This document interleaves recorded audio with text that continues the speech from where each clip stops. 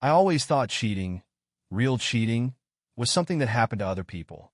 You know, the stories you overhear at the office water cooler or read about in a throwaway Reddit post at 2 a.m. Not something that would ever touch me or my marriage.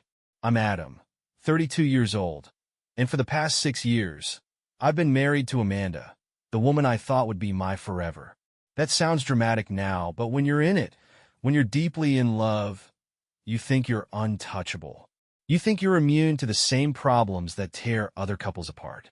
I was wrong. Amanda and I were that couple everyone envied. At least, that's what people told us. Friends would say, "You two are goals," or "You're so lucky to have each other." And I believed it.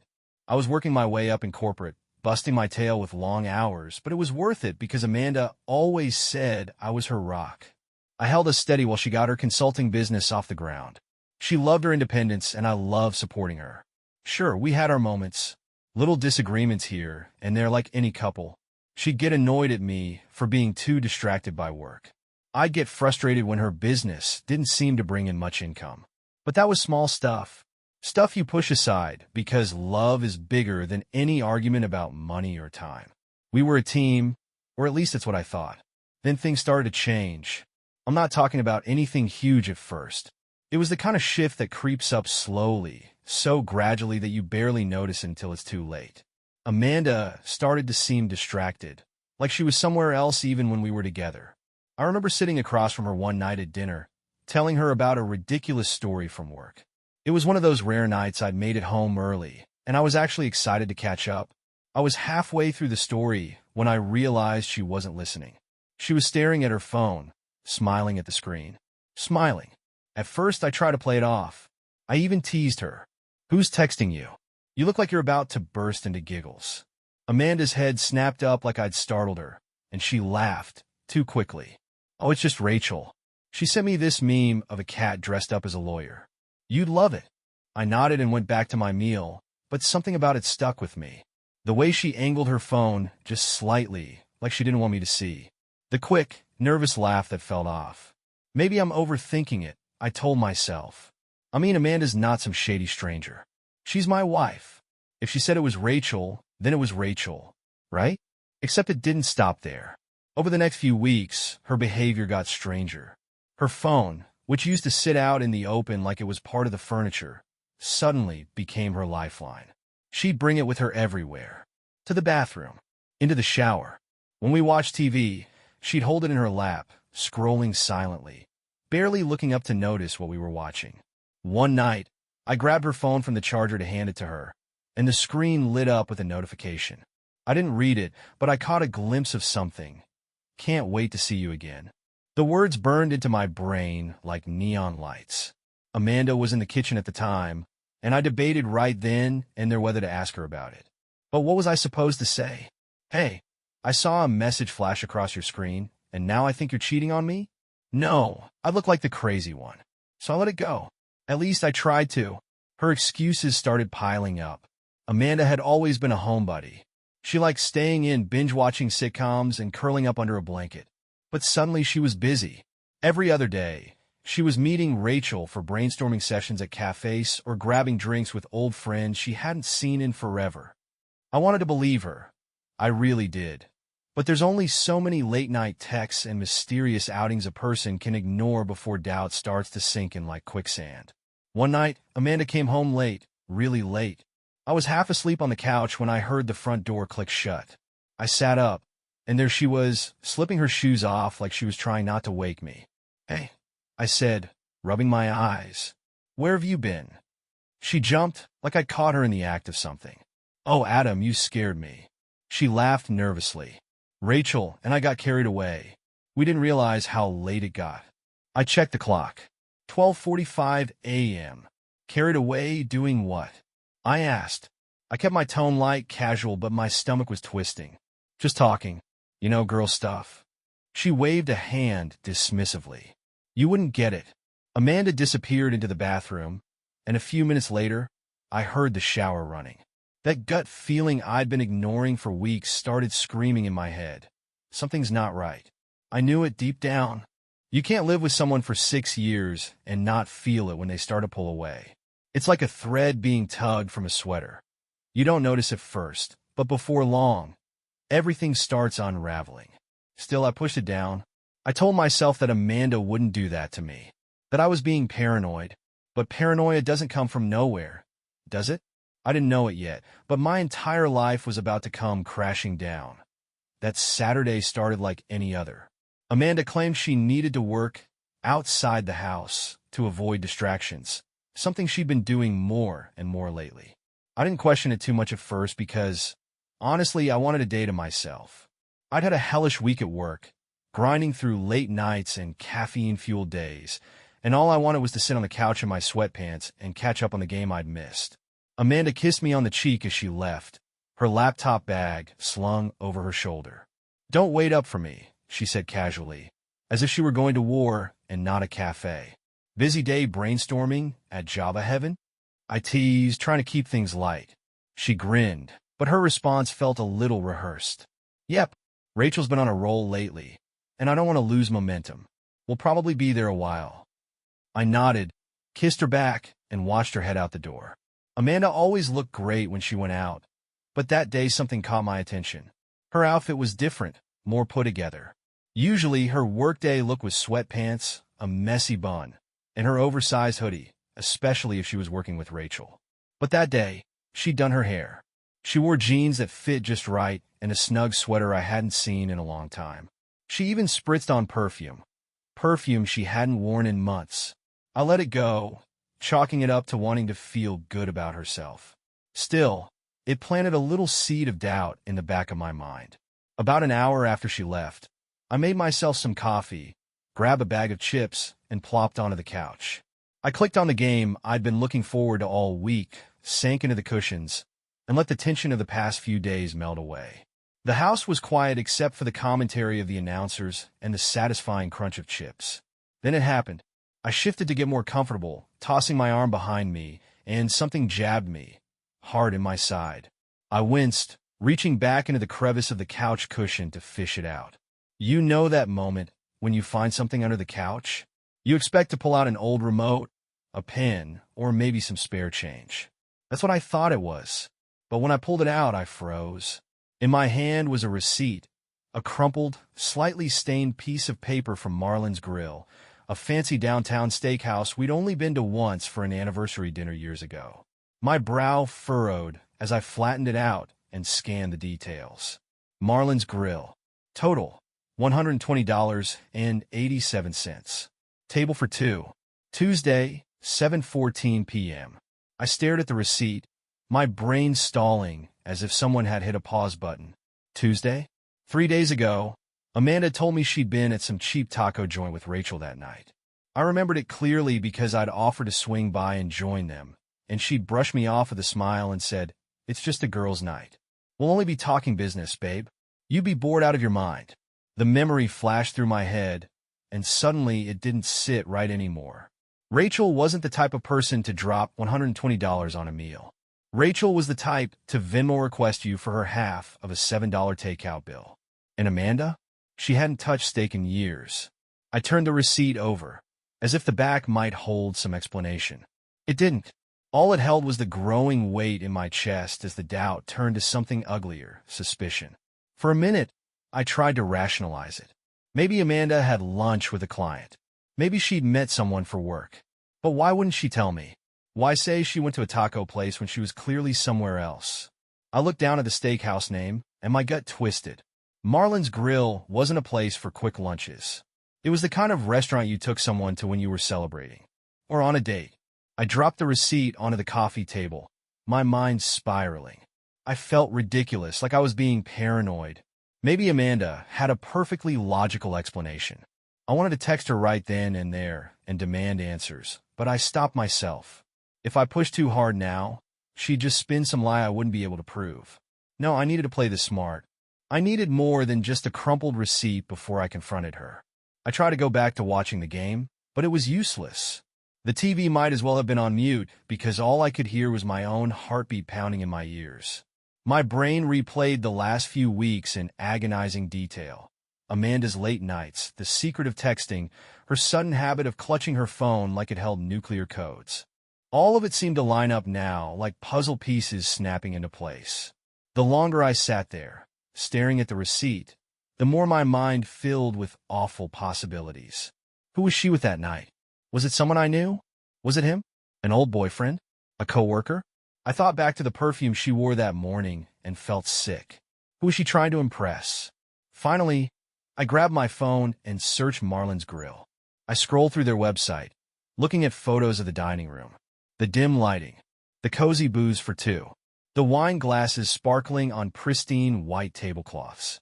I could picture Amanda there, leaning across the table, smiling at someone who wasn't me, laughing at their jokes, sipping on wine while I sat at home like a fool. By the time Amanda got back that evening, I was a mess of emotions, anger, hurt, confusion, but I buried it all under a practiced smile. I needed more information before I said anything. I watched her walk through the door, still wearing that snug sweater, her hair still perfectly in place.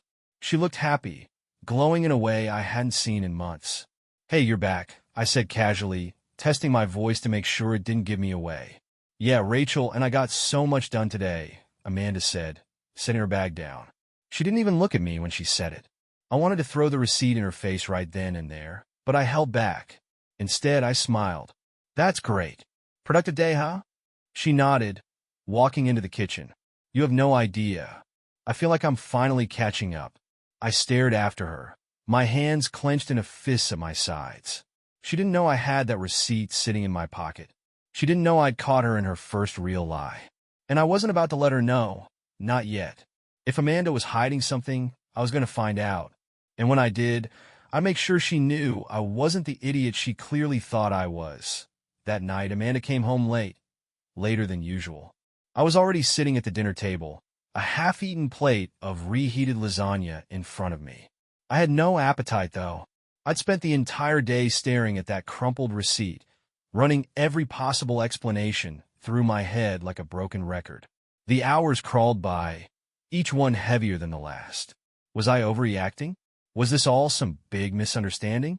Or was Amanda really hiding something? Something that would blow our entire marriage apart? When I heard the faint sound of her car pulling into the driveway, my stomach turned. The front door clicked open a moment later, and Amanda walked in like nothing was wrong. She looked radiant too, almost suspiciously so. Her cheeks were flushed, her hair still perfectly curled, and she wore the kind of smile you see on people who've had a really good day. Her hands were full, one holding a coffee cup from some boutique cafe, the other gripping her ever-present phone. "Hey, babe," she chirped, dropping her keys onto the kitchen counter. She tossed me a quick glance, but didn't hold it. "Sorry I'm late. Rachel and I got so much done today. I completely lost track of time." Rachel. Always Rachel. I forced a smile, trying not to let the bitterness creep into my voice. "Yeah? Where'd you two end up working today?" Amanda paused for half a beat, just enough for me to notice. She pulled off her jacket and hung it on the chair beside her, her back turned to me. "Oh, you know that little coffee place near Main Street. Perquipul. The one with the pastries you like." I stared at her, forcing myself to keep my expression neutral. Perquipul? That tiny hole-in-the-wall cafe with the rickety tables and the $10 lattes? I'd been there once with Amanda months ago, and she'd sworn the coffee tasted like dirt. Now she was working there for hours? "Sounds productive," I said slowly, testing the waters. It really was. Amanda's voice was upbeat, too upbeat, like she was overcompensating. She walked toward the fridge, pulling it open and rummaging through its contents. Her phone buzzed on the counter behind her, and her head whipped around so quickly I thought she might snap her neck. I glanced at the screen, just for a second, but it was enough. The notification read, "Can't stop thinking about today." Amanda snatched her phone off the counter, so fast you'd think it was on fire. She tapped at the screen, probably clearing the message, then slipped the phone in her back pocket like nothing had happened. My chest tightened, but I said nothing. "Not yet." "Who was that?" I asked casually, swirling my fork through the cold lasagna. "Oh, just Rachel," she replied without missing a beat. She was sending me notes for tomorrow. Rachel. Of course. Rachel had suddenly become the most talkative, meme-sharing, late-night texting friend Amanda had ever had. My fingers tightened around my fork, but I forced myself to relax. Confronting her now would only blow up in my face. And I wasn't ready for that, at least not yet. We sat down for dinner a few minutes later. Amanda looked across the table, her expression calm and collected as she twirled pasta on her fork. "How was your day?" she asked, her voice smooth, like everything was fine. I stared at her for a second, studying her.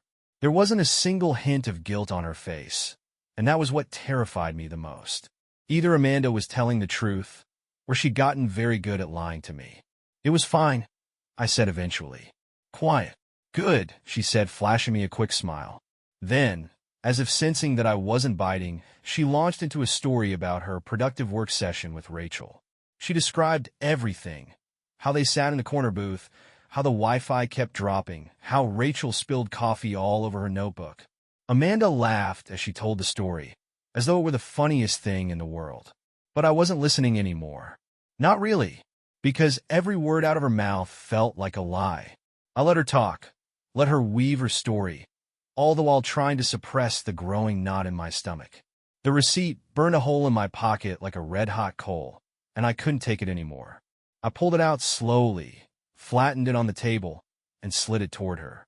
"Hey," I said, cutting her off mid-laugh. "Quick question. You and Rachel didn't happen to stop by Marlin's Grill on Tuesday, did you?" Amanda froze. Just for a second, just long enough for me to see it. Her smile faltered, and her eyes flicked down to the receipt. She stared at it like it was a snake coiled and ready to bite. "What's that?" she asked, her voice high-pitched and shaky. "You tell me." I leaned back in my chair, trying to sound calm even as my heart pounded in my ears. "It's from Marlin's. Tuesday night. Dinner for two. $120. Amanda blinked, and for the first time all night, I saw something crack behind her mask. But she recovered quickly, too quickly. She snatched up the receipt, glanced at it, and then laughed. Laughed. "Adam, are you serious right now? This isn't mine." She pushed the receipt back toward me like it was contaminated. "I've never been to Marlin's. Maybe it's your receipt." The sheer confidence in her voice floored me. It was like she believed her own lie. "You still here?" Incredulous. "Amanda, I haven't been to Marlin's since our anniversary 2 years ago. And definitely not without you." She scoffed, crossing her arms and leaning back in her chair. "Then I don't know what to tell you. Maybe your brother left it here. Or maybe it was stuck to your shoe and you didn't notice." I blinked, stunned by how quickly she turned it back on me. "My brother? A receipt stuck to my shoe?" She wasn't even trying to make her excuses believable, and that stung more than anything. She thought I was that stupid, that blind. I stared at her for a long moment, and the tension in the room thickened. Amanda didn't flinch. She met my gaze with an expression that almost dared me to challenge her further. And for a second, I thought about pressing her, about laying out every single suspicion I'd been swallowing for the past few weeks. But I didn't. Instead, I leaned forward, grabbed the receipt, and stuffed it back into my pocket. "Okay," I said softly, letting the silence hang between us. "If you say so." Amanda's shoulders relaxed slightly, like she thought she'd won. "I do say so," she muttered, getting up and carrying her plate to the sink. "You're making something out of nothing, Adam. Seriously, you need to relax." Relax. I sat there, gripping the edge of the table as Amanda hummed to herself, rinsing her plate in the sink. I wanted to scream, to demand the truth. But I didn't. Not yet. Amanda may have lied to me that night. Straight to my face, no hesitation, but I wasn't going to let it slide. That receipt was just the beginning, and I was going to get to the bottom of it. Because here's the thing about lies, they snowball. And once you catch someone in the first one, you know there's more hiding just under the surface. Amanda thought she was smarter than me. She thought she could brush me off and make me doubt myself. But she was wrong. I wasn't letting this go. That night, sleep was out of the question. I laid in bed staring at the ceiling, my mind racing. Amanda was curled up beside me, breathing softly, completely unaware that my entire perception of our marriage was beginning to crumble. The sound of the clock ticking felt louder than usual, each passing second grating against my nerves. My brain wouldn't shut off. I kept replaying the conversation from dinner over and over. Amanda had looked me dead in the eye and lied. I knew it. There wasn't a doubt in my mind now. The receipt didn't come from me. and it didn't come from some stray accident. It was hers. But who was she with? And why would she lie about it? The thoughts piled up like bricks on my chest, heavier with every minute. Was it a friend? Someone from her consulting business? Or was it someone more? The image of Amanda sitting across a table at that restaurant, smiling, laughing, leaning in close to someone else, burned itself into my head, and I couldn't erase it. The woman I trusted more than anyone in this world, the person I'd built my life with, was lying to me, and I was beginning to realize just how deeply I'd ignored the cracks forming between us. I must have drifted off eventually, because the next thing I knew, I heard the faint creak of the bedroom door opening. My eyes snapped open, and I turned my head just slightly. Amanda! I could see her silhouette in the dim glow from the hallway as she slipped out of the room with her phone in hand. At first, I thought maybe she was just getting water or going to the bathroom. But then I heard her footsteps, soft and deliberate, moving down the hall. The house was silent except for the faint buzz of the refrigerator and the distant hum of traffic outside. I didn't move. I stayed perfectly still, holding my breath, my heart pounding against my ribcage like a drum. After a few minutes, I heard it, Amanda's voice. She was whispering, quiet enough that she thought I wouldn't hear. My blood ran cold. Hey, yeah, I know, I couldn't sleep, she murmured softly. There was a pause, and then she laughed. It wasn't her normal laugh. It was low and hushed, intimate, like the kind of laugh you share with someone you're flirting with. I strained to hear more. The words were faint, but clear enough to make my stomach twist. I miss you too, she whispered, her voice barely above a breath. Another pause. Tomorrow? Yeah, I'll figure something out. I can't wait either. She laughed again, soft and sweet, before her voice dropped to almost nothing. Good night, babe. Babe. That single word shot through me like a lightning bolt. Amanda hung up a moment later. I heard the faint click of her phone locking, followed by the creak of the hallway floorboards as she crept back toward the bedroom. My heart was racing now, thudding so loudly I was convinced she'd hear it. I rolled onto my side, pulling the covers up slightly, pretending to be asleep as Amanda eased the door open. I kept my breathing slow and steady, eyes closed just enough to watch through the slits. She slipped back into bed like nothing had happened. Her movements were careful, deliberate, like she was afraid she'd wake me. She set her phone on the nightstand, face down, and slid under the blankets with a quiet sigh. A minute later, I felt her shift closer to me, pressing her back against my side like she always did. I felt sick.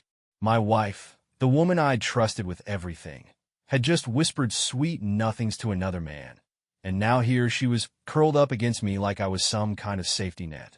My body tensed involuntarily, but I forced myself to stay still. I couldn't let her know I'd heard. Not yet. I stared at the wall, my mind unraveling. Good night, babe. Those words echoed over and over like a broken record. Who was he? Was this the same person from the steakhouse? It had to be. Amanda didn't just slip out of bed at 2 a.m. to whisper into her phone for no reason. That wasn't Rachel, and it sure as hell wasn't work. No, this was something else, something much worse. The realization was like a punch to the gut. Amanda wasn't just hiding something from me. She was hiding someone. As I lay there, staring at the faint shadows on the ceiling, my anger bubbled up like molten lava. I wanted to wake her up right then and there. I wanted to shake her, to demand she tell me who the hell she was sneaking around with. But I didn't. I couldn't. If I confronted her now, she'd deny everything. She'd spin some story about how I was crazy, or how it was just a friend, and I wouldn't have any proof to stop her from slipping out of the lie. No, I needed to be smarter. If Amanda thought she could play me for a fool, I wasn't about to make it easy for her. I was done sitting in the dark. My mind started racing through the next steps. First, I needed to know who she was talking to. I wasn't the most tech-savvy guy, but I'd figure something out. Her phone was locked tight with that damn thumbprint scanner, but her laptop? That might be another story. Amanda always used her laptop for work during the day, and I was almost certain she had messages or emails synced up on it. I just needed to get my hands on it while she wasn't home. The hours crawled by as I lay there, sleepless and seething. Amanda drifted off quickly, her breathing soft and steady beside me. I couldn't help but wonder. Did she think about him while she lay in bed with me? Did she miss him? I squeezed my eyes shut, trying to push the thought away. It was unbearable, knowing there was another man out there who had my wife's attention, her affection. That word, babe, replayed in my head like a twisted mantra. She hadn't called me that in years. I didn't move until the faint glow of dawn started creeping through the blinds. Amanda stirred beside me, mumbling something incoherent before stretching and curling deeper into the blankets. I stared at her, a lump in my throat. How had we gotten here? 6 years of marriage. 6 years of laughter, vacations, late-night conversations, and inside jokes. And now this?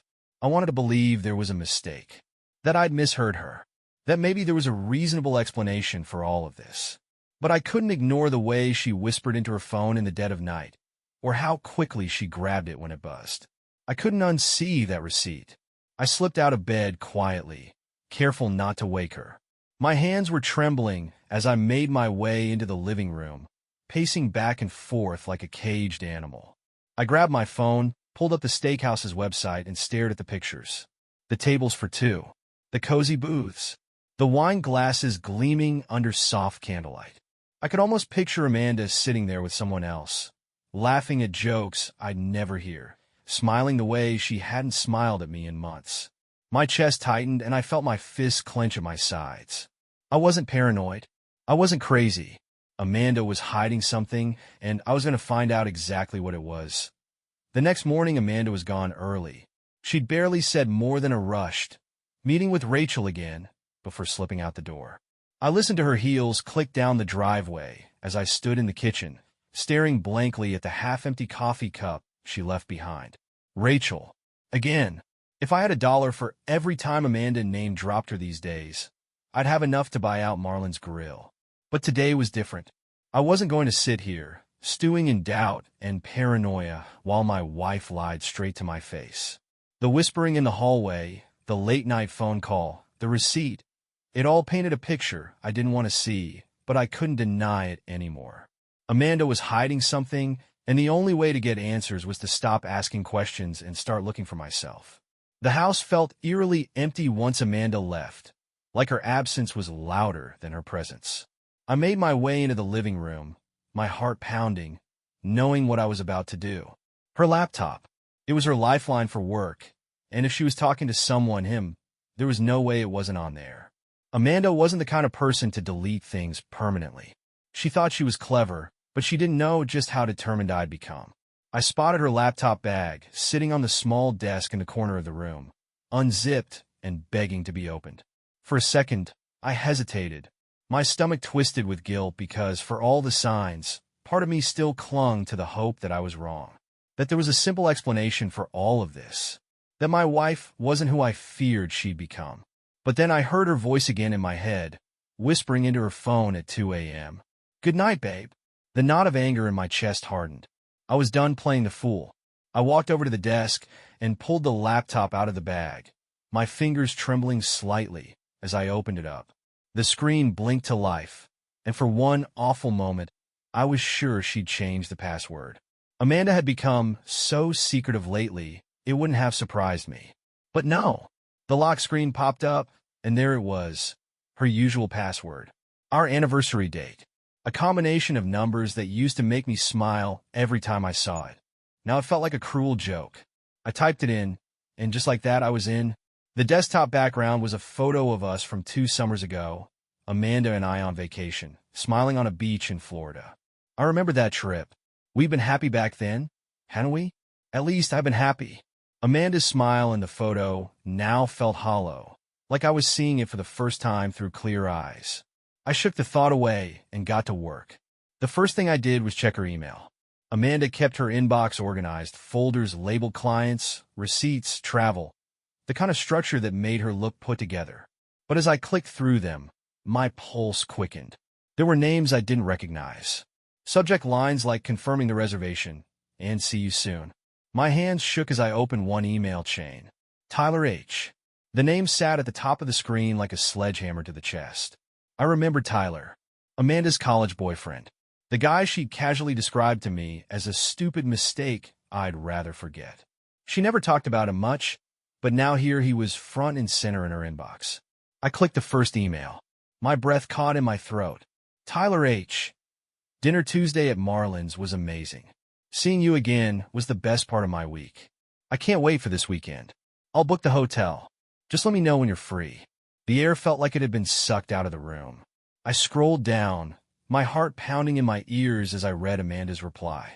Amanda, I can't stop thinking about it either. I'll come up with an excuse. Same time next Saturday? Same time next Saturday. That was today. The world tilted for a moment as I sat back in the chair, the email staring at me from the screen like it was mocking me. Amanda hadn't been meeting Rachel at all. She hadn't been brainstorming business plans over lattes. She was sneaking around with Tyler, her stupid mistake, behind my back. I clicked through the rest of their emails, each one another knife in my chest. They'd been meeting for months, dinners, afternoons at cafes, even full weekends together. Tyler's messages were full of affection and suggestive comments, the kind of words Amanda used to say to me. You look beautiful in that sweater. The red one. I couldn't take my eyes off you. I'm counting the days until I can hold you again. I leaned back in the chair, rubbing my hands over my face as everything started to sink in. This wasn't a fling. This wasn't a momentary lapse in judgment. This was ongoing, a secret relationship Amanda had been nurturing right under my nose. The anger I'd been holding back for days erupted like a volcano. I wanted to smash something, to scream, to call her, and demand to know what the hell she was doing. Instead, I clenched my fists until my knuckles turned white, forcing myself to think. I couldn't confront her yet. Not until I knew everything. I needed proof, solid, undeniable proof that she couldn't talk her way out of. If I confronted her now, she'd just lie, spin it like I was the crazy one. No, I wasn't giving her that chance. I clicked through her messages, taking screenshots of every email I could find. I saved them to a USB drive I found in her desk drawer and slipped it into my pocket. My hands were still trembling, but there was something cold and determined brewing in me now. Amanda had been lying to me for months, sneaking around with her ex like I wouldn't find out. She thought she was smarter than me. She was wrong. I closed the laptop and slipped it back in her bag, making sure everything was exactly as she left it. If Amanda had been careless enough to leave a receipt in the couch, she wouldn't notice that her laptop had been moved. I glanced at the clock. She'd probably be gone all day. At least, that's what she said. For all I knew, she could be at some hotel with Tyler right now. The thought made me sick. I paced the living room, trying to decide what to do next. A million questions rattled through my head. How long had this been going on? How did she even reconnect with him? Did she ever feel guilty when she looked me in the eye? And most importantly, what was I going to do when I had all the answers? I glanced out the window, at the driveway where Amanda's car was usually parked, and I felt something shift inside me. I'd spent weeks, months, ignoring the signs, brushing away the doubts, convincing myself I was crazy for even thinking it. But now, I had proof. Amanda thought she could keep me in the dark, keep sneaking around, and I'd never be the wiser. But the truth was out now, and the next move was mine. That afternoon felt like the longest of my life.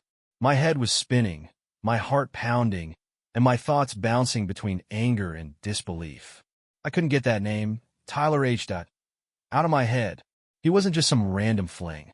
He was her ex, someone I'd heard about years ago, someone Amanda had dismissed as a mistake she wished she could erase. Yet here I was holding proof that Tyler was back in her life, and more than that, they were sneaking around behind my back. My wife. The woman I trusted more than anyone was arranging secret dinners and hotel meetings like it was nothing. I couldn't sit still. I paced the living room, hands on my head, thinking about everything I'd discovered. Emails, the whispers, the receipt, Amanda's late nights, her sudden shift in behavior. Everything fit together now, like a horrible puzzle I hadn't realized I was piecing together. I checked the clock. 4 p.m. If Tyler's email was right, they were meeting at 6 p.m. at the Pines Inn. I pulled up a map on my phone, confirming what I already knew. It wasn't far, maybe a 15-minute drive, but it was far enough from home that Amanda would think no one would see her. She thought she was so clever. I sat on the couch, my leg bouncing with nervous energy as I stared at her last email. I can't wait either. I'll figure something out. Yeah, Amanda, I muttered under my breath. I'm figuring something out too. For a second, I considered calling someone, my best friend, Mike, or my brother, just to get it off my chest. But I couldn't. This felt too big, too personal to share with anyone.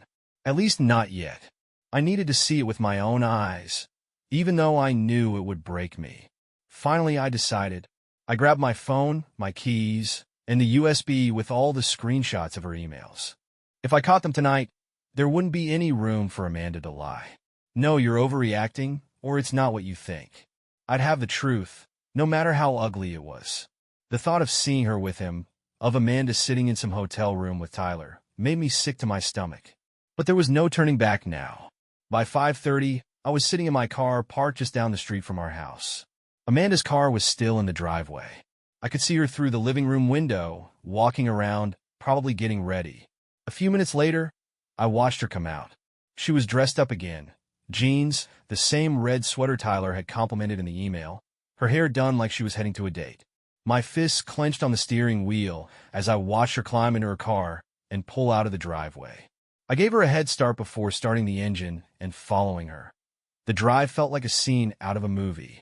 I stayed far enough back so she wouldn't see me, my heart thumping wildly as I tailed her down the main road. Amanda drove like nothing was wrong, like she didn't have a care in the world, humming along to whatever was playing on the radio. I couldn't believe how easy it was for her, how effortless she made it look. After about 15 minutes, Amanda had turned off the main road and into the parking lot of the Pines Inn. I slowed down, pulling into a spot across the street where the shadows from a gas station sign gave me cover. From there, I watched as Amanda parked her car and stepped out, straightening her sweater and glancing at her phone. She looked happy. Her lips curled into a faint smile, her posture light. It was the kind of smile I hadn't seen in a long time, and the realization hit me like a punch to the gut. She wasn't tired or distracted or stressed like she pretended to be at home. She looked alive. I watched as she walked inside, her phone still in hand, probably texting him, Tyler, telling him she'd arrived. Unbelievable. I muttered to myself, gripping the steering wheel. For a moment, I sat frozen, watching the entrance of the hotel, my brain scrambling to make sense of what I was doing. Was I really about to go through with this? Follow her inside? Catch her red-handed?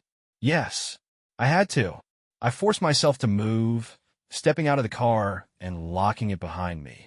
My legs felt heavy as I crossed the street and entered the lobby, my heartbeat drumming in my ears. The place was nicer than I expected.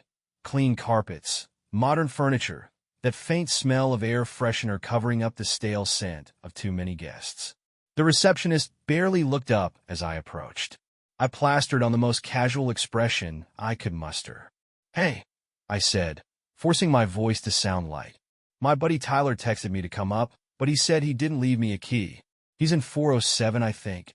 Can you buzz me up?" The woman behind the counter shrugged, clearly uninterested. "Yeah, go ahead." She didn't even check. Just like that, I was in. I stepped into the elevator, my hands shaking slightly as I pressed the button for the 4th floor. The doors slid shut, and as the elevator hummed upward, my mind raced. What are you going to do when you see them? I didn't know. I had no plan. All I knew was that I needed the truth, even if it destroyed me. The elevator dinged softly as it reached the 4th floor. I stepped out into the hallway, my shoes sinking into the carpet as I turned toward the rooms. My breath hitched as I walked past the numbers. 401, 403, 405. Finally, I stopped. 407. The brass numbers on the door glinted in the soft light, taunting me. I stood there for a moment, frozen, my fists clenching at my sides. Inside that room, Amanda was with him. I knew it. I could hear faint voices, a man's voice, followed by Amanda's laughter. Her laugh, the one I used to love hearing. I pressed my ear to the door, my heart hammering so loudly I was sure they'd hear it. "Did you get the room service yet?" Tyler's voice came through, casual and relaxed. Amanda laughed softly. "Not yet. You're so impatient." The sound of her voice, flirty, light, like she hadn't a care in the world, nearly broke me. I stepped back, swallowing hard as the anger bubbled up again.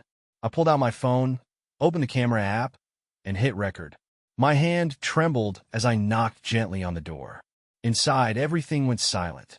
I heard footsteps, soft and hesitant, as someone approached the door. "Room service," Tyler called out, confusion in his tone. I ducked back around the corner, pressing myself against the hallway wall just as the door creaked open. I peeked around the edge, recording as Tyler leaned out, looking both ways.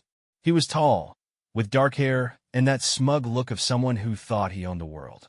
"Probably nothing." Amanda's voice came from inside. "Come back here." Tyler smirked, muttered something under his breath, and closed the door. I stopped the recording and shoved my phone back into my pocket, my chest heaving as I tried to calm myself. I'd seen enough. I had the proof that I sat in my car parked across the street from the Pines Inn for what felt like hours. The sun had dipped below the horizon, staining the sky a deep purple as the streetlights flickered on. My breath fogged up the windshield as I stared at that single fourth-floor window. Room 407, the room where Amanda and Tyler were. The air around me was heavy, almost suffocating. My fingers gripped the steering wheel so tightly my knuckles turned white, my chest rising and falling in quick, uneven breaths. I couldn't tear my eyes away from the hotel entrance, even though every fiber of my being screamed at me to leave. I didn't want to see her. I didn't want to watch Amanda walk out of that building like nothing had happened.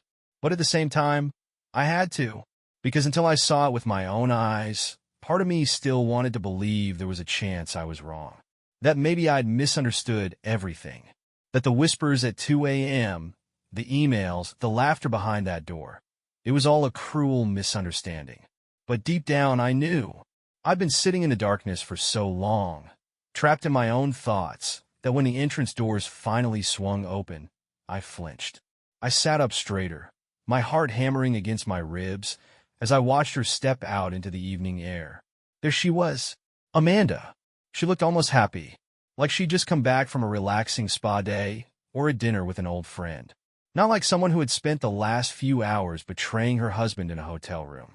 I stared at her, every detail burning itself into my memory.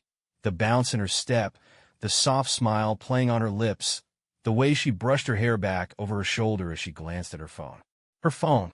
She checked it quickly, her thumb scrolling with practiced ease. I couldn't see the screen from this distance, but I didn't need to. I knew who she was texting. I could see it in the faint curve of her lips, her private smile, the one that used to be reserved for me. I gritted my teeth as she stopped just outside her car, pausing long enough to read whatever message had come through. Then she smiled again, a soft, lingering smile that made me want to punch the steering wheel until the horn blared. She's happy, I thought bitterly. Happy. The realization hit me like a freight train, and for a moment, I couldn't breathe. Amanda wasn't miserable. She wasn't torn up with guilt. She wasn't sneaking around because she was confused or lonely, like so many liars and stories claim to be. She was happy. Whatever she had with Tyler, this affair, this deception, it was giving her something I clearly couldn't. That thought twisted in my chest like a knife. I slumped back into my seat, running my hands over my face as Amanda finally unlocked her car and climbed inside. The sound of the doors slamming shut echoed in my ears. Her headlights flashed on, bright and harsh, before she pulled out of the parking lot. I watched as her car disappeared into the darkness, the taillights glowing red like some kind of omen. For a few minutes, I just sat there in stunned silence, staring at the spot where her car had been. I felt numb, like my body couldn't decide what emotion to settle on. Anger? Hurt? Betrayal? I was all of those things, but mostly I just felt hollow. It was one thing to suspect Amanda was cheating. It was another to know. To see it, I'd caught her in the act. Not just physically, but emotionally. That smile she wore when she left the hotel, I hadn't seen that smile in years. It made me feel pathetic. I thought about all the times I'd worked late to pay for our house, to build the life she said she wanted. All the times I'd made excuses for her weird behavior. All the times I'd looked at her and wondered if I was the one failing, if I wasn't enough. But now, watching her drive away from a hotel where she'd spent the evening with her ex-boyfriend, I realized something brutal and undeniable. Amanda had given up on me long before I'd caught her. The truth of it sank into my bones. I let my head drop back against the seat, staring at the dark sky through the windshield. A couple of cars passed by, their headlights sweeping over me, but I didn't move. I just sat there, letting the silence fill the space around me. I thought back to our early years, back when I couldn't wait to come home to her. Back when Amanda would greet me with a kiss, wrapping her arms around me like I was the only person who mattered. We'd spend hours talking, dreaming about the future, making plans that felt so solid and real. What happened to that? What happened to us? My phone buzzed in my pocket, pulling me out of my thoughts. I flinched, fumbling for it with shaking hands, half expecting it to be Amanda. Maybe she'd realized I was following her. Maybe she knew what I'd found and was trying to spin another lie. But no, it was a text from Mike, my best friend. Mike, yo, you okay? You went dark, man. Thought we were getting beers tonight? I stared at the screen, my thumb hovering over the keyboard. I could have told him everything, dumped it all on him right there in a single text. But I didn't. I couldn't. Not yet. Instead, I typed back, yeah, all good. Something came up. Talk tomorrow. Mike's reply came almost immediately. You sure? You sound off. I ignored it, shoving the phone back into my pocket and resting my head against the seat again. The pines loomed in the rearview mirror behind me, its neon sign flickering faintly in the dark. I hated that place. I hated that it was now burned into my memory, attached to this moment, to Amanda and Tyler. I let out a shaky breath, staring at my reflection in the rearview mirror. My face looked tired, haunted, like I'd aged 10 years in a single night. My eyes were bloodshot, my jaw tense, my expression hollow. Pull it together, I muttered to myself, running a hand through my hair. I started the engine, the low rumble breaking the stillness around me. My hands were still shaking as I gripped the wheel and pulled out of the parking lot, heading home. The drive felt longer this time. I kept imagining Amanda in her car, texting Tyler as she drove, smiling that secret smile as she replayed their evening together. Did she even think of me on her way home? Did she feel guilty at all? Or was she already planning the next time they'd meet? By the time I pulled into our driveway, the house was dark except for the faint glow of the kitchen light. Amanda's car was already there. She was inside, waiting for me, probably ready to tell another lie. For a moment, I just sat in the driveway, staring at the house we'd built together. The home that used to feel safe, warm, and full of love. Now it felt like a stranger's house. I closed my eyes, gripping the steering wheel so tightly it felt like my hands might break.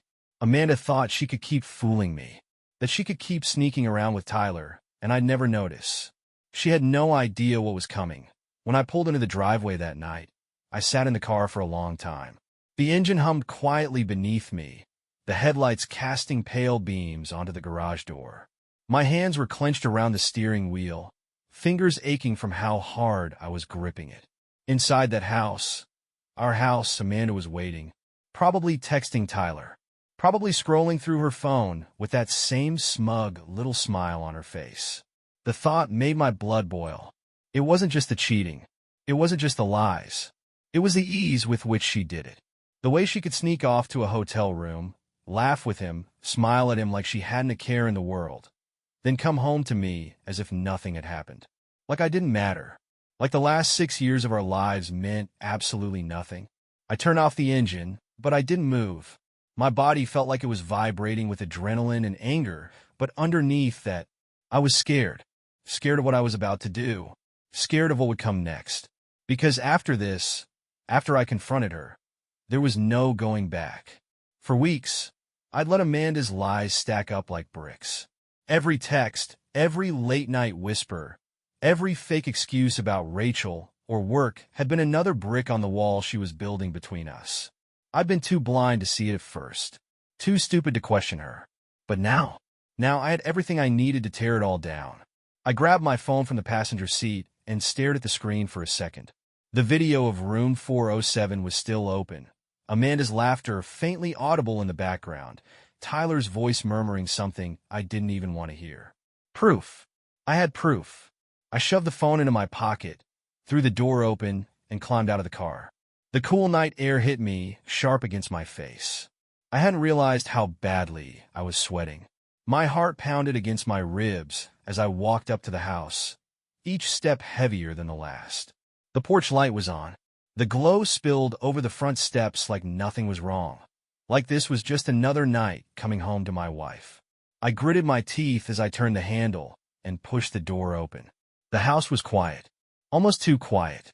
The kitchen light was on, spilling soft yellow into the hallway, and I could hear the faint sound of plates clinking. Amanda was in there, probably making herself a cup of tea or rinsing dishes, like she hadn't just come from a hotel room where she laughed and smiled with another man. I kicked off my shoes, the thud of them hitting the wall startling in the silence. "Amanda," I called, my voice low and strained. I heard her pause. The clink of dishes stopped. A second later, she appeared in the doorway of the kitchen, a mug in her hand and a bright smile on her face.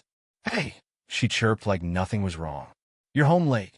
I thought you were grabbing drinks with Mike tonight." She had no idea. I stared at her, my heart twisting painfully in my chest. Amanda looked exactly the same as she always did, casual, pretty, perfectly put together. The red sweater clung to her just so, her hair falling in loose waves around her face. But now, I couldn't unsee it. That sweater wasn't for me. It had been for him. I wasn't with Mike.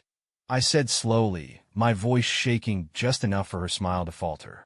Amanda blinked, tilting her head. "Oh, well, where were you then?" I didn't answer. I couldn't yet. I needed to see her face when I showed her. I needed to hear the lies she tried to spin first. Instead, I stepped forward, pulling my phone from my pocket and unlocking it with a swipe of my thumb. I could feel Amanda watching me, confusion starting to spread across her face. "What's wrong?" she asked. Her voice was lighter now, more careful. She must have noticed something was off. "Adam?" I didn't say anything as I pulled up the video, the one I'd taken outside room 407. The camera had caught just enough to damn her. The sound of her voice, Tyler's voice, the faint laughter, everything. I hit play and let it run for a second before sliding the phone onto the kitchen counter. The sound filled the room. Tyler's voice. "Room service already?" Amanda's laugh. "It's probably nothing. Come back inside." The video ended. Amanda stared at the phone, her face draining of color like someone had flipped a switch. For a long moment, she didn't say anything. Her mug shook in her hand, and I saw her knuckles go white as she set it down with a soft thud. "Adam," she started, her voice barely above a whisper. "Well, what is this?" "You tell me," I said coldly, locking eyes with her. Amanda swallowed hard, her lips parting like she was searching for something to say. I watched her face, watched the panic creep in as the realization hit her. I wasn't asking. I wasn't guessing. I knew. "That's not. Don't lie to me." My voice cracked as I cut her off. "Don't you dare lie to me, Amanda. I know everything." She flinched, her hands trembling as she ran her fingers through her hair. "Adam?" "I can explain." "Explain?" I scoffed bitterly. "You're going to explain a hotel room? Explain why you were with Tyler? Why you've been sneaking off, lying to my face for months?" Amanda's eyes widened at the sound of his name. She looked at me, stunned, like she couldn't believe I'd said it out loud. "You've been spying on me?" she said suddenly, her voice defensive. "Adam, what the hell? Don't." My voice rose as I pointed at her, my chest heaving. "You don't get to turn this on me, Amanda. Don't you dare. You think I'm the problem? You're the one sneaking around hotels with your ex-boyfriend." She blinked back tears, her breath shaky as her lips quivered. For the first time, I saw it real guilt. Not the fake kind. Not the kind she could pretend away with excuses. This was real. "I didn't mean for it to happen," she said finally, her voice cracking. "C'est vif, Adam." I didn't. I slammed my fist onto the counter, so hard the phone rattled against the surface. "You didn't mean for it to happen?" I repeated bitterly, my voice rising. "You didn't mean to meet up with him? Didn't mean to lie to me? Didn't mean to call him babe? While you were in bed with me?" Amanda burst into tears, covering her face with her hands as she sobbed into them. Her shoulders shook, and for a second, I thought I might feel sorry for her. "I didn't. I loved you," I said quietly, my voice shaking. "Do you get that, Amanda? I loved you. I trusted you. and you threw it all away for him. I was lonely, she choked out between sobs. You were always working. I felt invisible. And then Tyler reached out, and You what? I snapped, my anger bubbling to the surface again. You what, Amanda? Thought you'd screw around with your ex because it made you feel special? You could have talked to me. You could have said something. Instead, you chose this.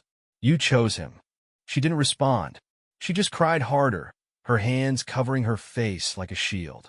I stared at her, feeling nothing but emptiness. The woman standing in front of me wasn't the woman I'd married. She was someone else entirely. Someone I didn't know, someone I didn't want to know.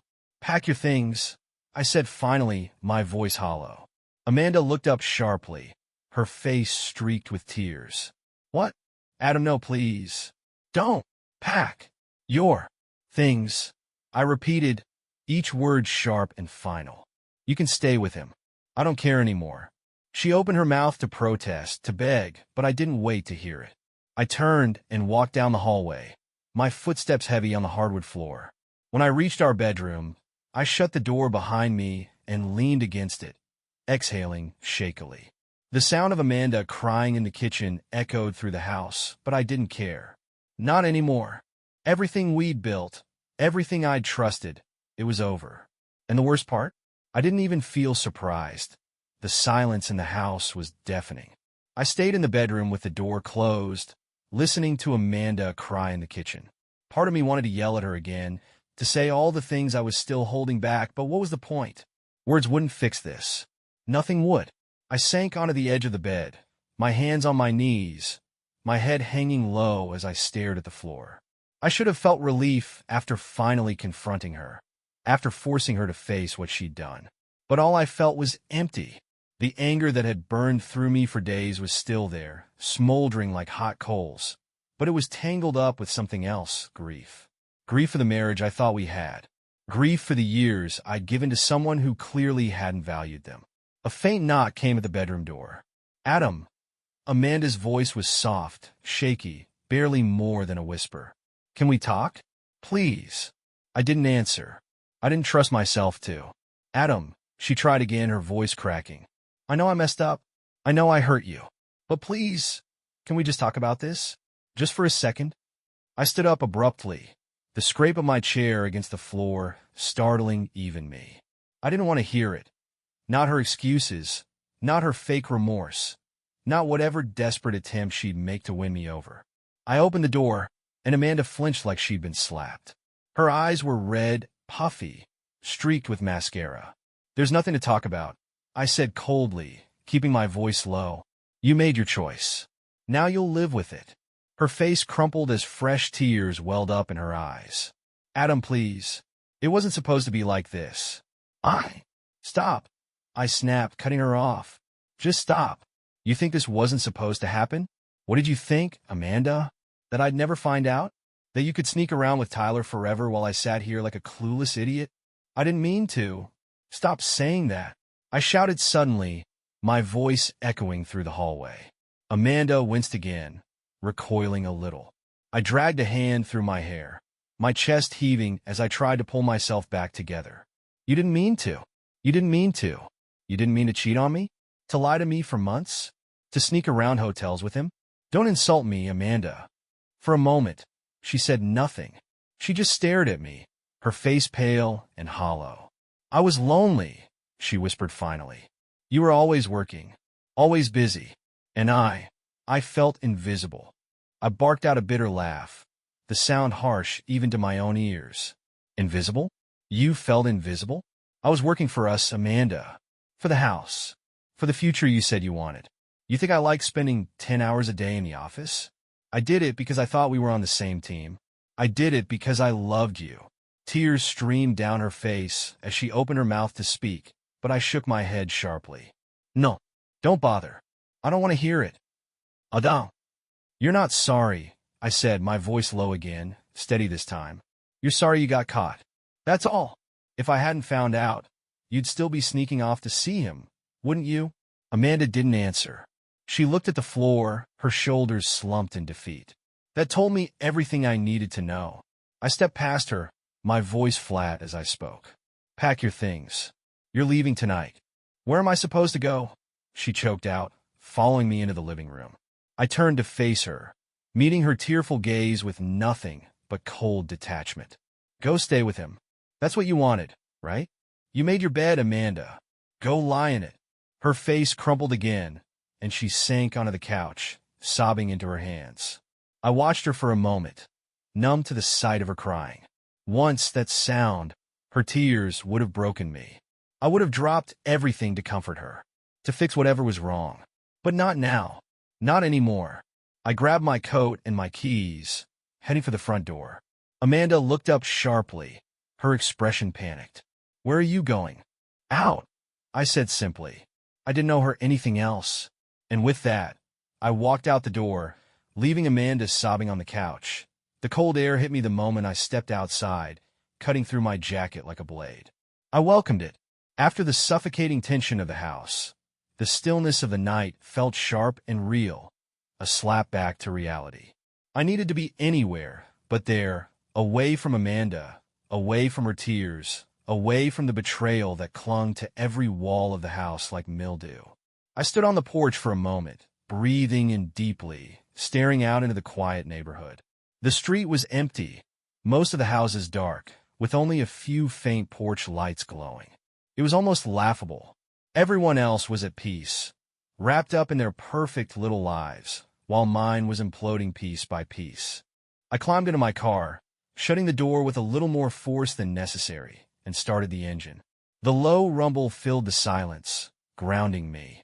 I gripped the steering wheel, my hands still shaking slightly from everything that had just happened. My mind replayed it all on a loop.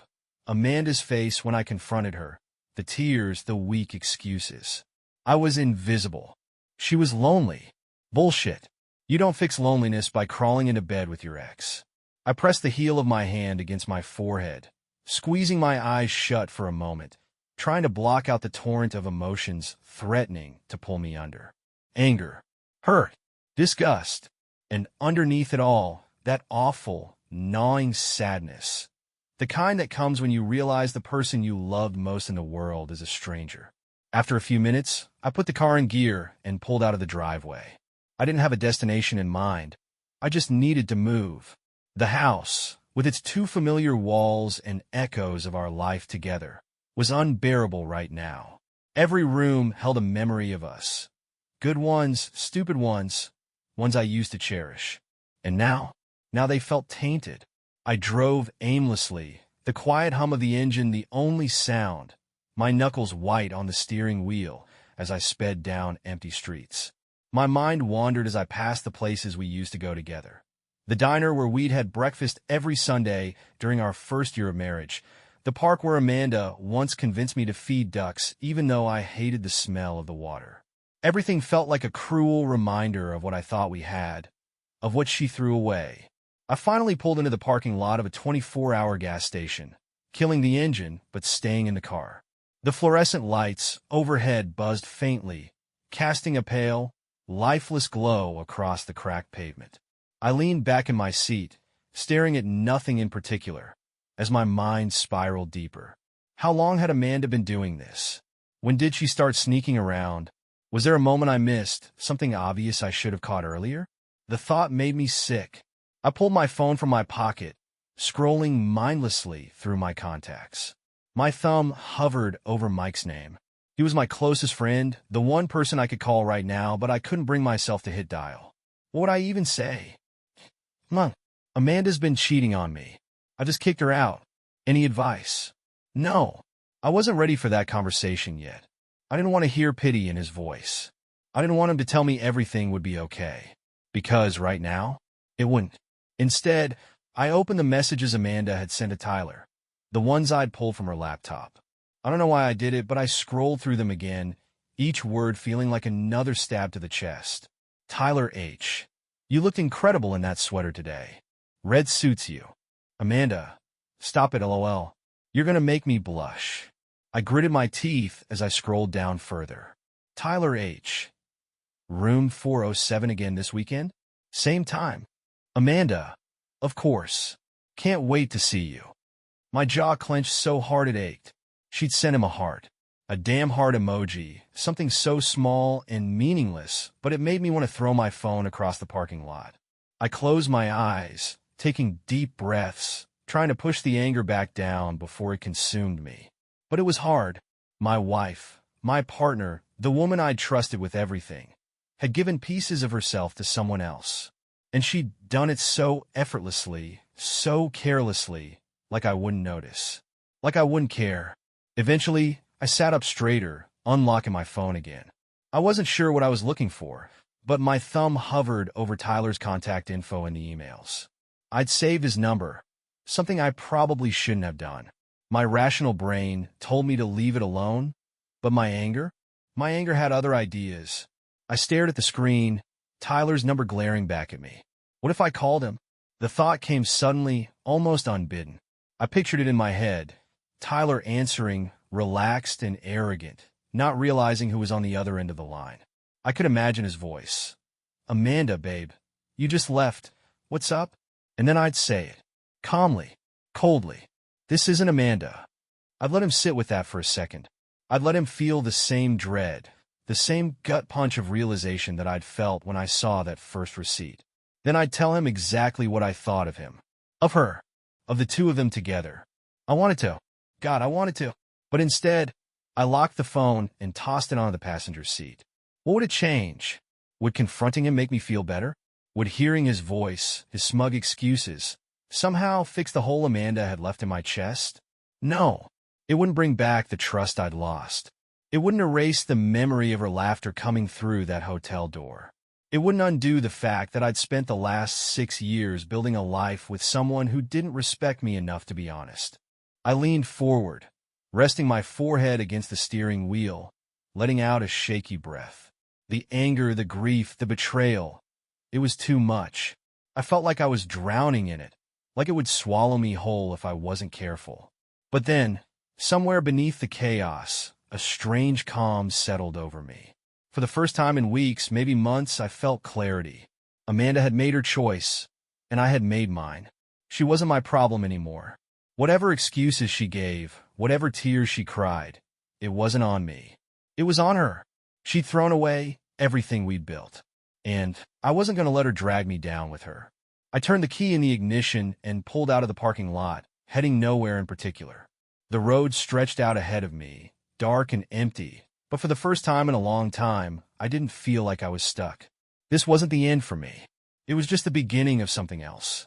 I don't remember what time I finally got home that night. The house was dark when I pulled into the driveway, and Amanda's car was gone. That was good. I wasn't ready to see her again. I sat in the car for a few minutes, letting the silence soak into my bones. My mind was too worn out to think anymore, like a machine that had been running on overdrive for too long. Eventually, I dragged myself inside. The house felt empty, not just because Amanda wasn't there, but because something was missing, something intangible, like the warmth had been sucked out of the walls.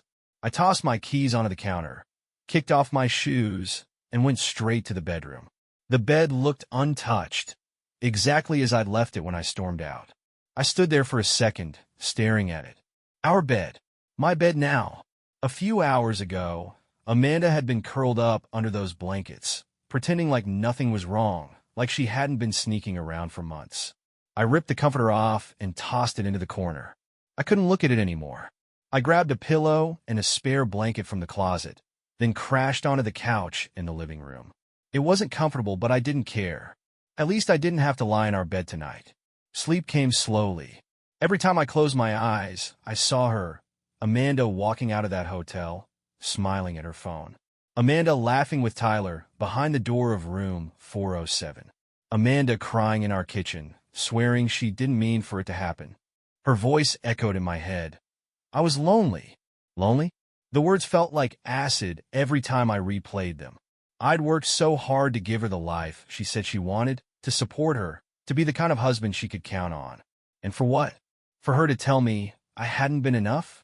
To run back to the guy she used to date when we were nothing but kids? Eventually, exhaustion took over, and I slipped into a restless, dreamless sleep.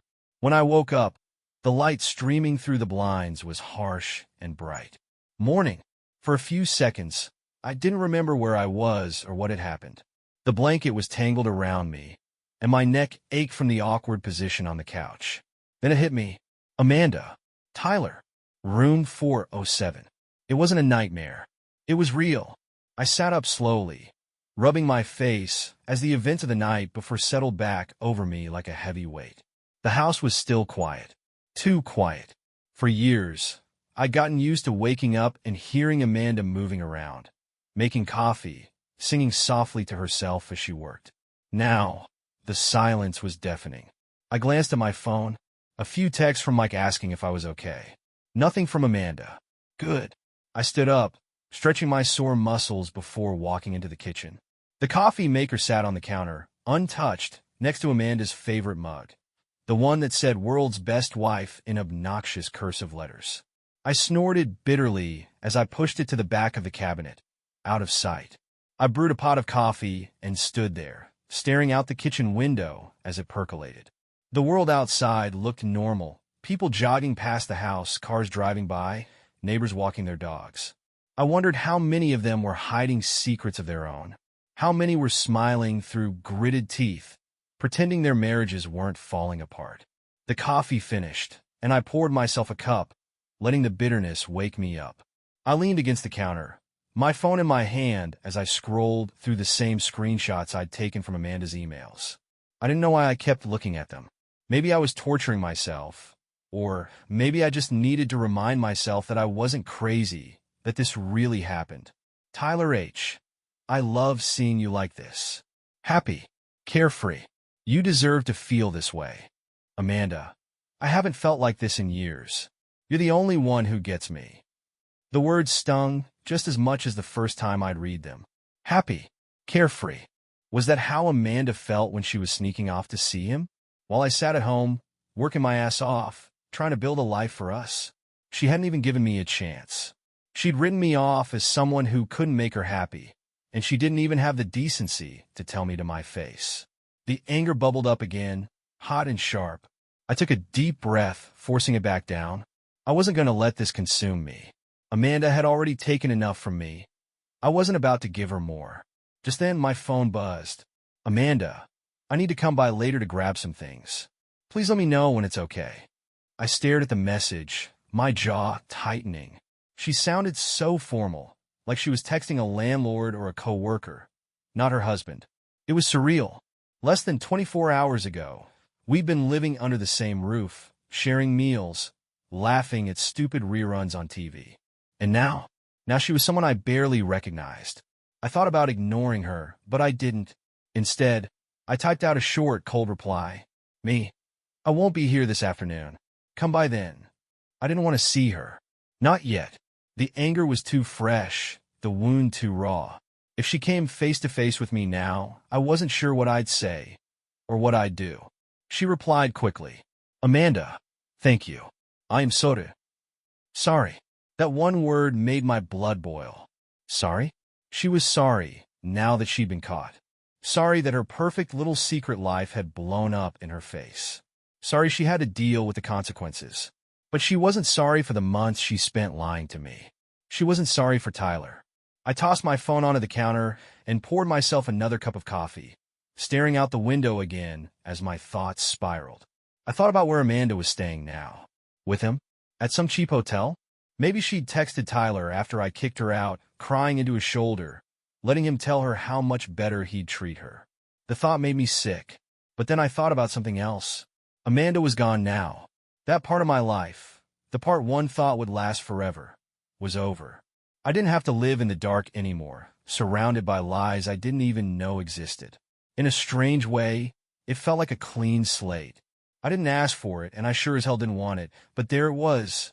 Amanda was out of my life. Whatever happened next was on me, and me alone. The thought was equal parts terrifying and freeing. I finished my coffee, rinsed the mug, and set it on the counter. The house was still quiet, but for the first time, it didn't feel suffocating. It felt empty, sure, but emptiness can be filled. Amanda had made her choice. Now it was time for me to make mine. WY early afternoon, I was gone. I couldn't stand the idea of being in the house when Amanda showed up. I didn't want to see her face, didn't want to hear any more lies, and didn't want to give her the chance to manipulate me with tears or half-baked excuses. I wasn't ready. I might never be. I drove aimlessly for a while, the car giving me an escape from the walls that felt too small back at home.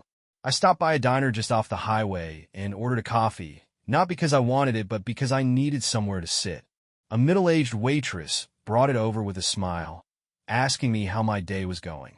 I forced a polite nod and muttered, "Fine." It wasn't fine. Nothing was fine. I sat there for over an hour, staring into my mug as people came and went. Families, couples, strangers with no idea how lucky they were to live in blissful ignorance of betrayal. I envied them. I wondered how many of them were telling the truth to the people they loved, and how many were hiding secrets just like Amanda. By the time I checked my phone again, it was just after 3 p.m. Amanda had texted me an hour earlier. "Amanda, I'm here. I'm only taking what I need. I'll leave the key on the counter." I felt a rush of relief. At least I didn't have to see her. I hadn't thought much about what she'd take. Clothes, probably. Maybe her laptop. Part of me didn't care, but part of me hated the thought of her walking through the house like it was still hers. I paid for the coffee, left a tip, and walked back out into the parking lot, feeling the weight of the day pressing down on me. By the time I pulled into the driveway an hour later, Amanda's car was gone. Good. I stepped inside, the quiet of the house immediately swallowing me. It felt different, emptier than before. I noticed it right away. The coat rack by the door was missing her jackets. Her sneakers, the ones she used to leave kicked off next to mine, were gone. The entryway suddenly felt too clean, like it had been scrubbed of her presence. I walked slowly through the house, my eyes scanning the spaces Amanda had touched, the spaces she'd claimed. The photo of us that used to sit on the hallway table was missing, just an empty frame-shaped dust mark where it had been. The blanket Amanda always wrapped herself in on the couch was gone, too. Little things, but they made it worse. When I reached the bedroom, my chest tightened. The closet door was open, half of it empty. Her clothes were gone. Her dresses, her shoes, her scarves. Amanda had always loved bright colors, and now the closet looked monochrome and hollow. Just rows of my dark suits and a few empty hangers swinging slightly, like they were mocking me. I stepped forward, staring into the closet, as if it might tell me something. As if it might explain why this had happened. Why Amanda, my wife, my partner, had felt the need to lie to me, to betray me, to run to someone else instead of just talking to me. I sank onto the edge of the bed, my hands running through my hair as I tried to process it. Seeing the empty space where her clothes had been was like staring at a wound. It wasn't just the physical things that were gone. It was the life we'd built together. I glanced at the nightstand, where Amanda's favorite book used to sit, and spotted a small, white envelope propped up against the lamp. My stomach twisted. I reached for it, hesitating for just a second before I ripped it open. Inside was a handwritten note. "Adam, I know I'm the last person you want to hear from right now, and I don't blame you. I don't expect you to forgive me for what I've done. I'm not even sure I can forgive myself. I don't know why I'm writing this. Maybe it's because I know you won't let me say any of this to your face. Maybe it's because I need you to understand, even if you never want to see me again. I never wanted to hurt you. I need you to know that. I know you don't believe me, and I don't blame you for that either. But I did love you, Adam. I still do in a way. I just lost myself somewhere along the way. And when Tyler came back into my life, it felt like a piece of me that I'd buried came back too. I thought it made me happy, but I see now that I was wrong. I was selfish. I was stupid. I let you down. You didn't deserve this. You didn't deserve any of it. I'll stay out of your way now. I promise. I won't come back unless you want me to. I hope one day you can move on and find someone who can give you the love and honesty you deserve. I'm sorry I couldn't be that person. Amanda. My hands trembled as I set the letter down on the nightstand. My throat felt tight, like something heavy was pressing on it, and I didn't know whether to scream, cry, or laugh at the irony of it all. I did love you.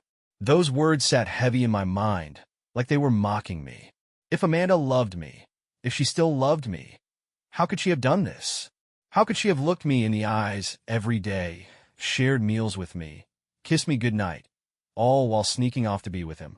She said she'd lost herself, but all I could think was, she lost us. I stood up abruptly, pushing the letter away like it might catch fire in my hands. I didn't want her excuses. I didn't want her empty apologies. I wanted my life back, the life she'd taken away from me. But I couldn't have that anymore. Amanda was gone. The closet was empty, the photo frames bare, and the house too quiet. It was over. I walked back into the kitchen, the note still burning in my mind, and grabbed a trash bag from under the sink. I started moving through the house like a man on a mission. The blanket she left on the couch? In the bag. The mug that said, "World's Best Wife?" Gone. Every trace of Amanda, every little reminder of her, went into that bag until it was stuffed full. I tied it off, carried it out to the trash bin, and tossed it in with a thud that echoed in the empty driveway. For the first time all day, I let myself exhale. The house still felt empty, but now it felt like mine. The silence wasn't suffocating anymore. It was clean. A blank slate. I didn't know what came next, but I knew one thing for sure. Amanda wasn't going to take any more of my life with her. I'd let her go.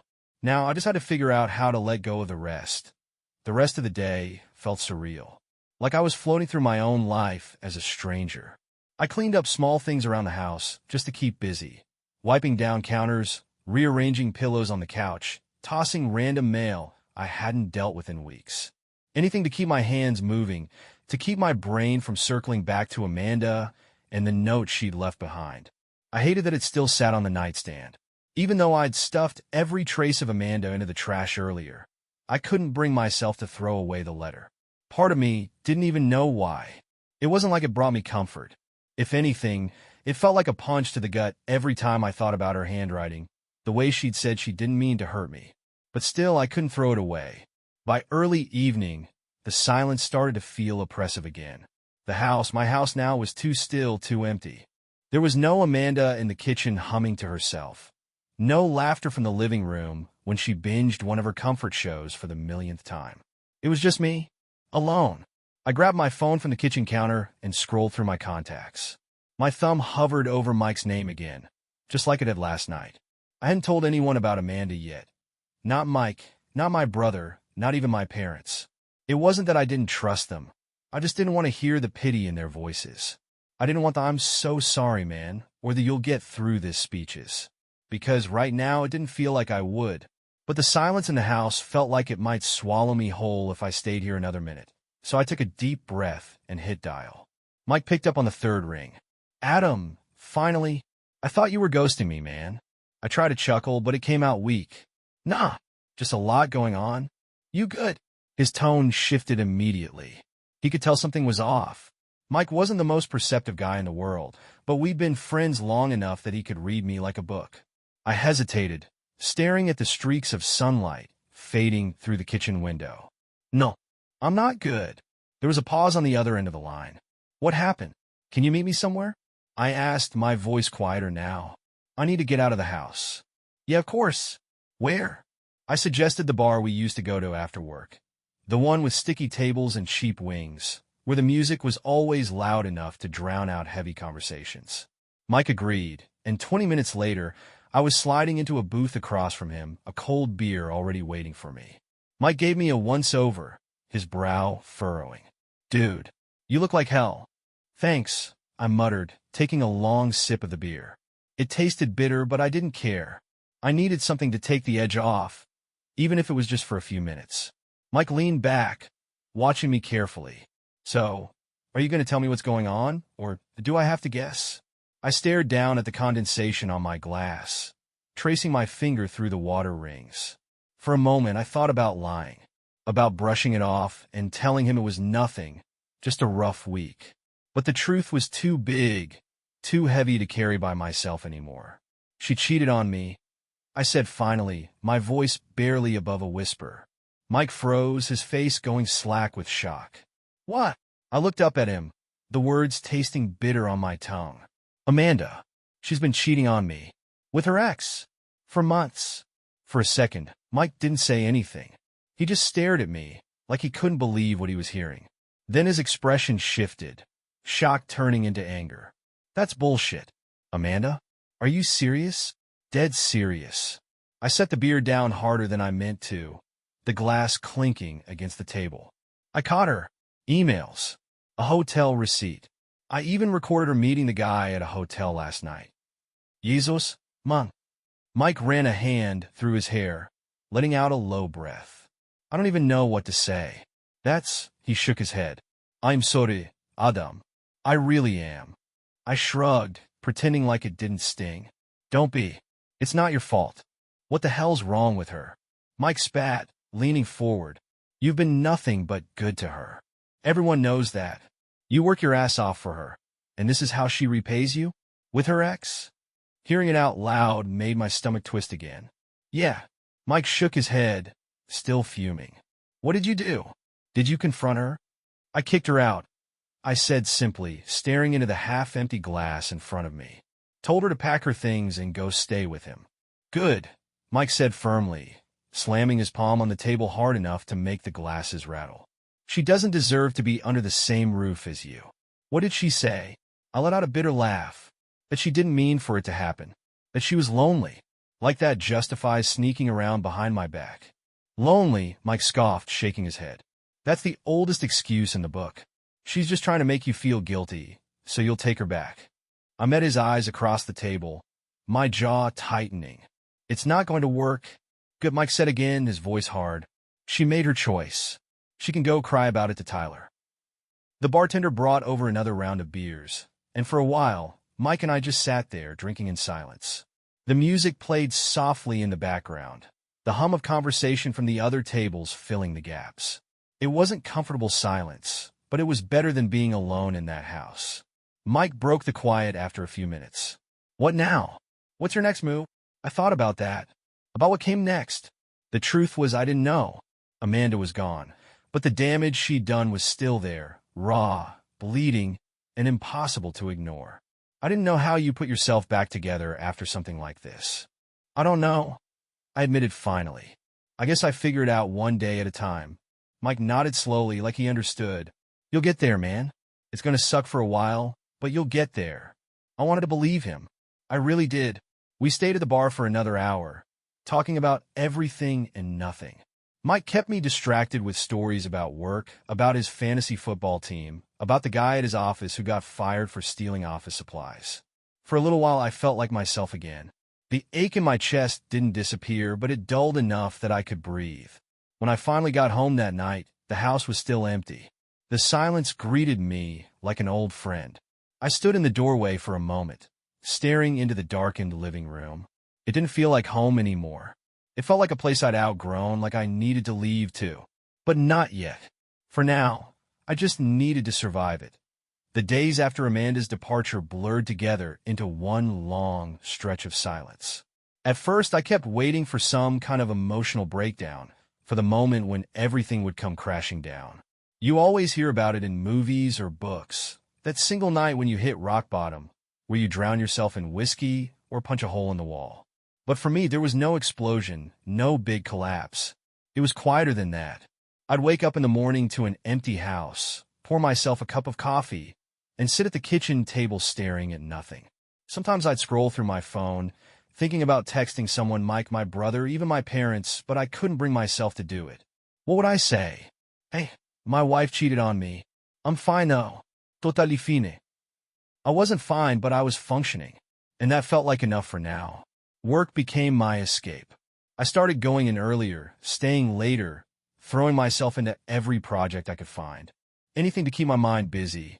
My boss, probably thinking I was being extra ambitious, even commented, "You're killing it lately, Adam." This drive is impressive. I nodded and smiled, because what was I supposed to say? Thanks, my wife blew up my life, so I've got nothing better to do. Nights were the hardest. That's when the quiet set in, when the thoughts would creep in like shadows. It wasn't just anger anymore. It was sadness, grief for something I'd lost that I hadn't even realized was fragile. For the life I thought I was building. For the woman I thought Amanda was. Her note still sat in the nightstand. I hadn't looked at it since that first day, but I hadn't thrown it away either. Maybe I was holding on to it as a reminder. Or maybe I just couldn't face it yet. One night, about a week after Amanda left, I finally decided I couldn't stand being in the house any longer. It felt like living in a mausoleum. every room haunted by memories of her. Of us. The couch we'd curled up on for movie nights, the kitchen where she'd laughed while burning pancakes, the bedroom where we'd once talked about baby names at 2 a.m. I grabbed my coat and keys and left. I didn't even know where I was going. I just needed to move. I drove aimlessly, the streets empty and quiet, the hum of the engine the only sound to keep me company. After a while, I found myself at the park Amanda and I used to visit during our first year of marriage. I pulled into the lot, killed the engine, and sat there for a long time staring at the empty playground. The swings creaked faintly in the breeze, and for a second, I could almost hear her voice, her laugh, as we'd sat on that very bench, dreaming about the future. I shook the thought away and got out of the car. The night air was cold, crisp against my face as I walked toward the bench. Sitting down, I leaned back and looked up at the sky. It was clear, the stars bright. And for the first time in days, I let out a long breath I hadn't realized I was holding. I didn't cry. I didn't punch the bench or scream into the night. I just sat there breathing, staring up at the universe that didn't care about my heartbreak. And somehow, that brought me a strange kind of comfort. It hit me then, sitting in the stillness. This isn't the end. Amanda leaving had felt like my entire world was caving in. But now, as I sat there in the quiet, I realized something important. She's not my world. She never was.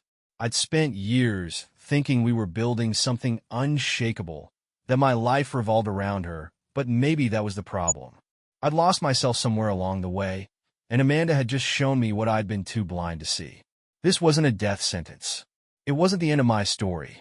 It was a chance, an ugly, painful, unasked-for chance, to start over. I stayed on that bench for a long time, letting the thoughts come and go. By the time I got back to the house, the sun was starting to rise, casting warm streaks of light through the windows. The house still felt empty, but this time it didn't feel so suffocating. I walked into the bedroom and opened the nightstand. Amanda's note was still there, folded neatly where I'd left it. I held it in my hands for a moment, staring at her handwriting, before I grabbed the lighter from the kitchen drawer and walked outside. The cold morning air bit at my skin as I stood in the driveway. I unfolded the note one last time, reading the words again. I still love you, Adam. I stared at those words for a moment before I flicked the lighter and touched the flame to the corner of the paper. It caught quickly, the fire curling through the page as it turned to ash in my hands. I watched it burn until there was nothing left but embers, glowing faintly before disappearing into the breeze. I didn't feel sad. I didn't feel angry. I just felt done. The Amanda I loved was gone, and whatever was left of her had walked out of my life the moment she chose Tyler. I couldn't change that, but I could decide what came next.